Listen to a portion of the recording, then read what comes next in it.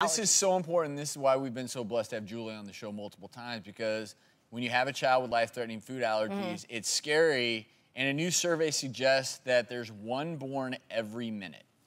Food and skin allergies are on the rise in kids. According to a recent survey done by the Centers for Disease Control and Prevention, about 1 in 20 U.S. children have food allergies. That's a whopping 50% increase in just over a decade. And now, 1 in 8 children have eczema and other skin allergies.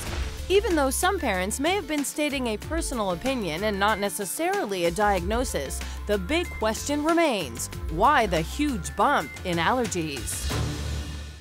Before we get into this, can I be the nerdy doctor? Nerd it out. So essentially, your body has antibodies.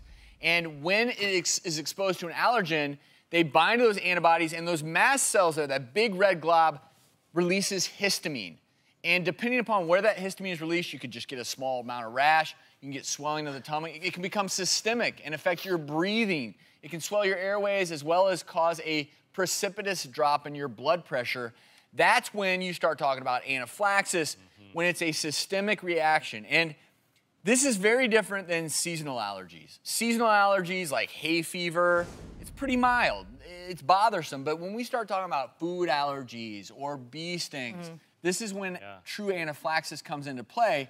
But it is shocking to me how much these are on the rise in kids. Oh, man. Yeah, it really is, and it's something that, you know, I had a friend. I was over at her house. This is before I had kids or knew about allergies. Her child was having a reaction that was looking bad. He was having problems breathing. Everything. I had no idea what it was, and so we're trying to get the word out to get everybody. You don't have to have kids.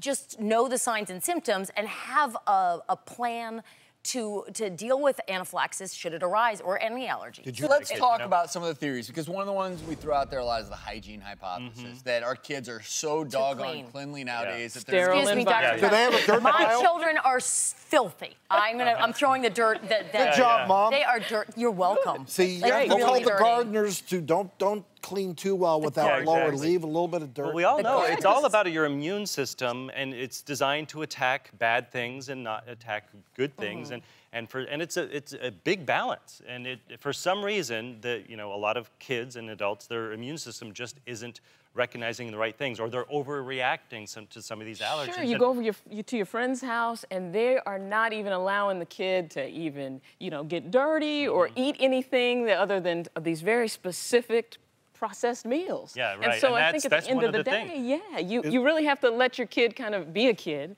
experience stuff, get dirty, Is there You also mentioned processed meals. over-cleaning too, right?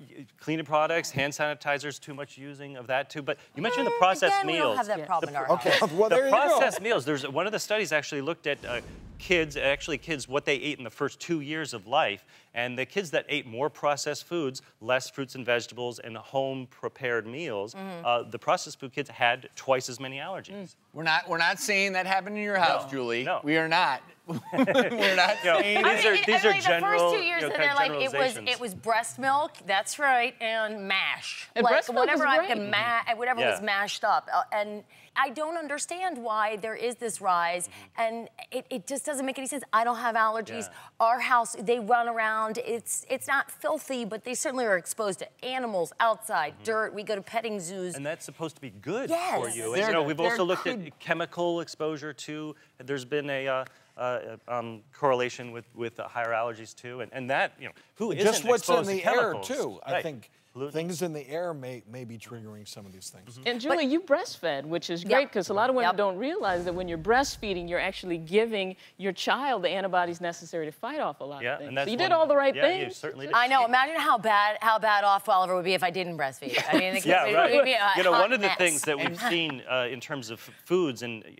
we used to think for babies, you want to stay away from the eggs and the milk and the fish till they're a few years old, but we learned that actually doesn't prevent allergies, and that might actually increase the allergies. So we've started to introduce those things into younger kids now. And I think Julie's a classic example of a mother who's done everything right, and despite that, you can have a kid who has allergies. And so, given that, we encourage you to educate yourself not only about food allergies, but all kinds of allergies, and also anaphylaxis.